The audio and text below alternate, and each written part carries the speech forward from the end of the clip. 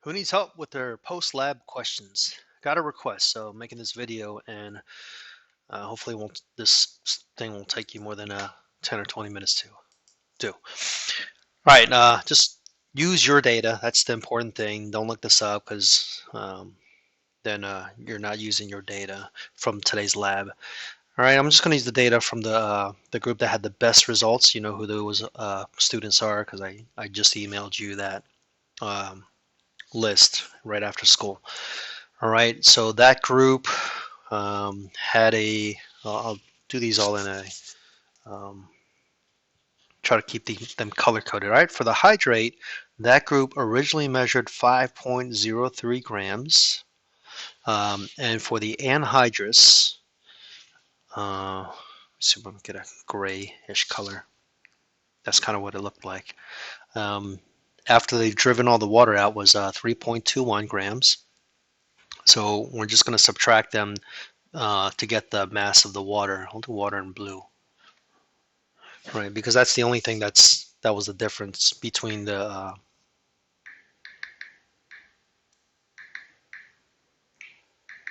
uh, beginning substance and the end substance.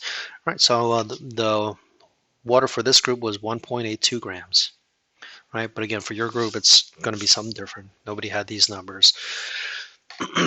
All right, so what is a percent composition of water, or percent by mass? So water was, we just calculated that in step 1.82, right, 1.82. And the mass of the entire hydrate, that was 5.03.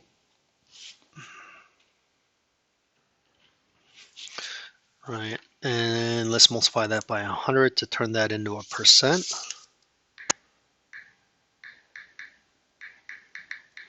36.2%.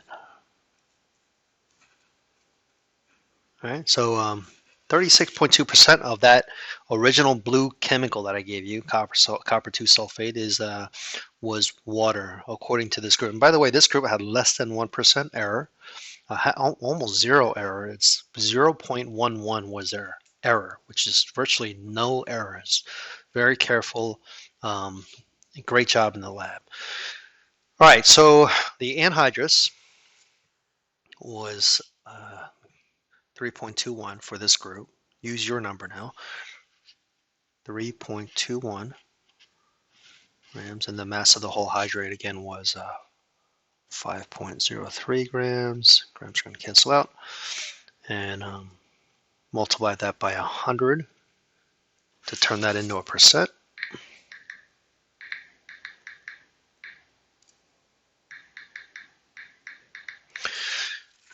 63.8% of it was the copper 2 sulfate, anhydrous. All right, that makes sense because the water plus the anhydrous should combine to give you 100%, which is the hydrate. So 63.4 plus, oh, here it is, 36.2 is 100. And it doesn't have to get exactly to 100, but pretty close. All right, so the empirical ratio or the empirical formula, let's do the copper 2 sulfate first. So we're going to turn these percentages into grams. We can do that by assuming that there's a 100-gram sample. All right. Hypothetically, we didn't use 100 grams in the lab, but we want to turn these percentages into grams so we can turn them into moles. You can't do that with percent. So I'm just rewriting that number, without a percent sign, but with grams. All right, and again, the reason we do that is to get moles. All right, we're going to need a periodic table, get the molar mass of copper 2 sulfate.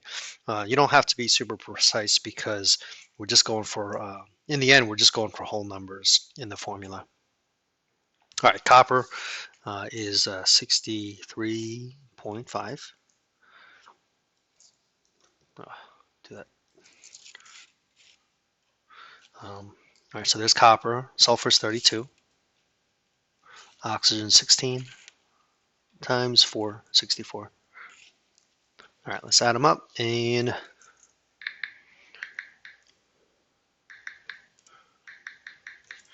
159.5 is the molar mass, grams per mole, is the molar mass for copper 2 sulfate, the anhydrous. So the grams go on the bottom to cancel out the grams. We don't want that, we want moles.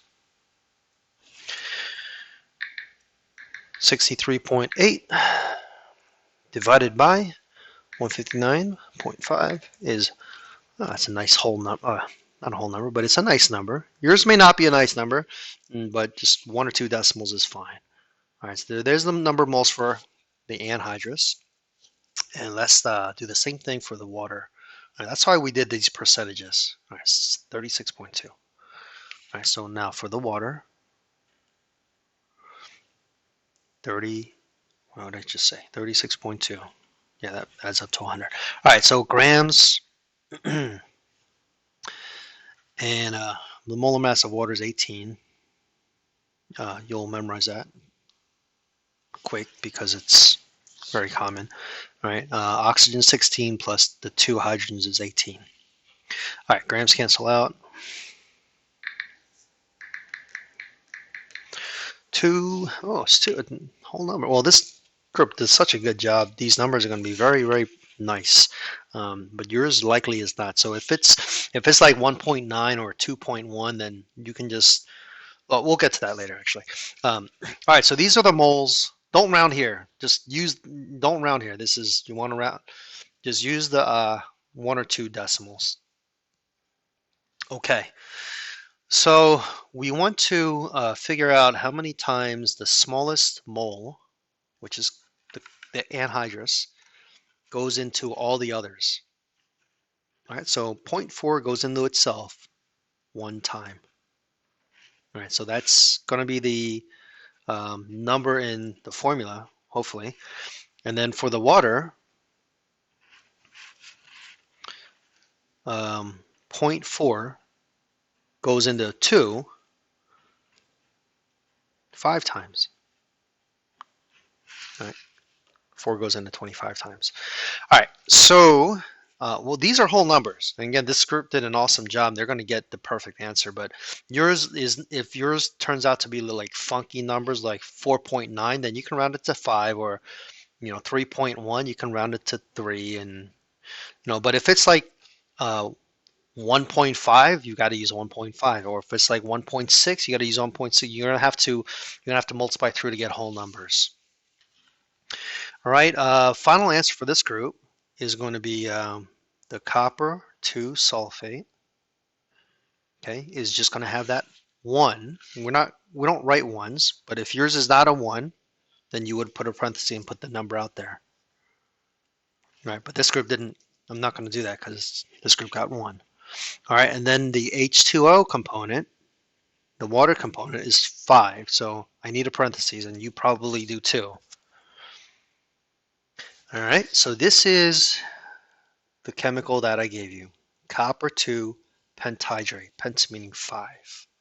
All right, again, if you just copy this as your answer, you're probably not going to get credit because you're probably not using your numbers. All right, to get full credit, use your numbers, do these calculations properly using your numbers, and you can still get full credit for today's lab. And let me know if you have any questions. You can do question number 5. You can read through the background and answer that one for fun.